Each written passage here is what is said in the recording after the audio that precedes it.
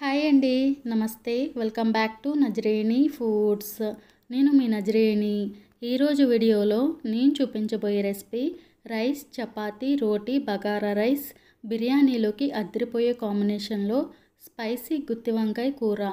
గుత్తి వంకాయ కూర పేరు వింటేనే ఎవరికైనా నోరూరుతుందండి. మంచి గ్రేవీతో సూపర్ టేస్టీగా ఉంటుంది. ఈ గుత్తి వంకాయ కూరని తప్పకుండా ఓసారి ఇలా ట్రై చేసి చూడండి.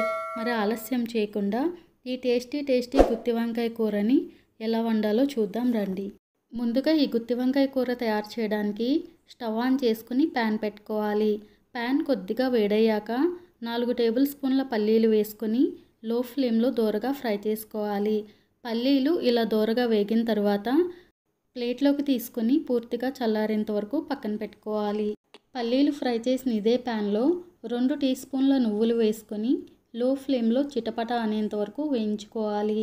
నువ్వులు మాడిపోకుండా కలుపుతూనే 1 నిమిషం పాటు వేయించుకొని ప్లేట్లోకి తీసుకుని పూర్తిగా చల్లారేంత వరకు పక్కన పెట్టుకోవాలి. ఇప్పుడు ఒక మిక్సీ జార్ తీసుకొని మనం ముందుగా వేయించి పొట్టు తీసి పెట్టుకున్న పల్లీలు వేసుకోవాలి. అలాగే వేయించి పెట్టుకున్న నువ్వులు, అరకప్పు నీళ్లు పోసి మూత పెట్టుకొని గ్రైండ్ చేసుకోవాలి. ఇప్పుడు మూత తీసి చూద్దామండి. ఇలా మెత్తని పేస్ట్లా గ్రైండ్ చేసుకుని పక్కన పెట్టుకోవాలి.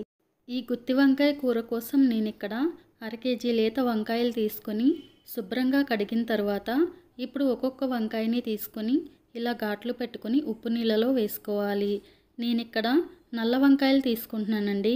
మీకు కావాలంటే గ్రీన్ వంకాయలు కూడా తీసుకోవచ్చు. అన్ని వంకాయలకు కూడా ఇదే విధంగా ఘాట్లు పెట్టుకొని ఉప్పు నీళ్ళలో వేసుకొని పక్కన పెట్టుకోవాలి. ఇప్పుడు స్టవ్ ఆన్ చేసుకొని కడాయి పెట్టుకొని అరకప్పు ఆయిల్ వేసుకోవాలి. ఆయిల్ కొద్దిగా వేడయ్యాక ఘాట్లు పెట్టుకున్న వంకాయలు వేసుకొని ఒకసారి బాగా కలపాలి.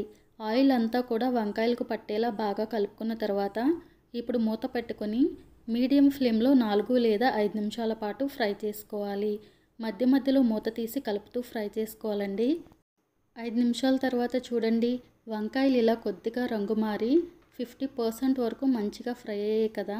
ఇలా ఫ్రై చేసుకున్న వంకాయల్ని ప్లేట్లోకి తీసుకుని పక్కన పెట్టుకోవాలి. ఇప్పుడు వంకాయలు ఫ్రై చేసుకున్న ఇదే ఆయిల్లో తాలింపు దినుసులు వేసుకోవాలి.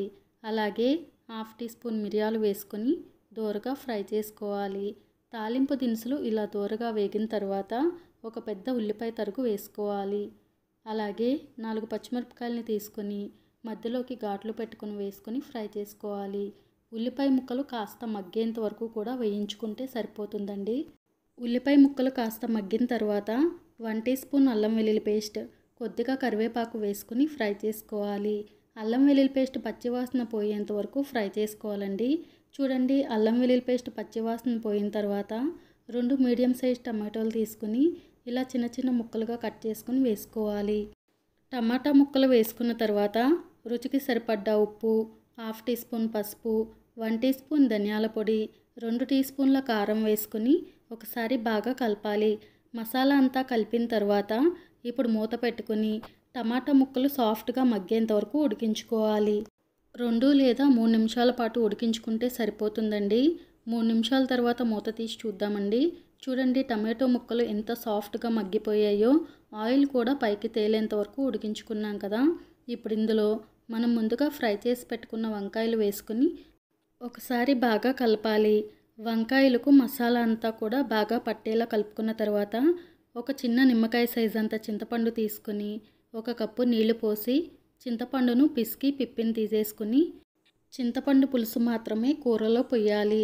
చింతపండు పులుసు పోసిన తర్వాత 1 కప్పు నీళ్లు పోసి బాగా కలపండి. చూడండి, ఇలా చక్కగా కలుపుకున్న తర్వాత ఇప్పుడు మూత పెట్టుకొని 3 లేదా 4 నిమిషాల పాటు ఉడికించుకోవాలి. చింతపండు పులుసులో వంకాయలు మంచిగా ఉడికి తినేటప్పుడు మంచి రుచి వస్తుందండి. 4 నిమిషాల తర్వాత మూత తీసి చూద్దామండి. చూడండి, కూర ఇలా సగం ఉడికిన తర్వాత మనం ముందుగా గ్రైండ్ చేసి పెట్టుకున్న పల్లీలు, నువ్వుల పేస్ట్ అంతా కూడా వేసుకోవాలి.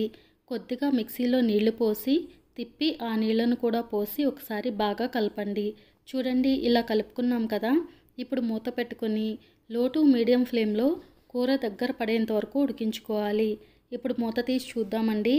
వావ్, చూడండి, మంచి గ్రేవీతో గుమగుమలాడే గుత్తి వంకాయ కూర రెడీ అండి. ఇప్పుడు లాస్ట్లో కొద్దిగా కొత్తిమీర తరుగు చల్లుకుని ఒకసారి కలుపుకోవాలి. అంతే అండి. ఇప్పుడు వెంటనే స్టవ్ ఆఫ్ చేసేసుకుని సర్వింగ్ బౌల్లోకి తీసుకుని సర్వ్ చేసుకోవాలి. ఈ గుత్తి వంకాయ కర్రీ బగారా రైస్లోకైనా, బిర్యానీలోకైనా, దేంట్లోకైనా సరే సూపర్ టేస్టీగా ఉంటుందండి. తప్పకుండా ఈ గుత్తి వంకాయ కూరని మీరు ట్రై చేసి టేస్ట్ చేసి మీకు ఎలా కుదిరిందో నాకు కామెంట్ బాక్స్లో కామెంట్ చేయండి.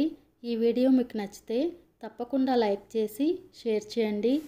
మరిన్ని మంచి మంచి సింపుల్ అండ్ టేస్టీ రెసిపీస్ కోసం నజ్రేని ఫుడ్ ఛానల్ని సబ్స్క్రైబ్ చేసి పక్కనే ఉన్న బెల్ ఐకాన్ని ప్రెస్ చేయండి.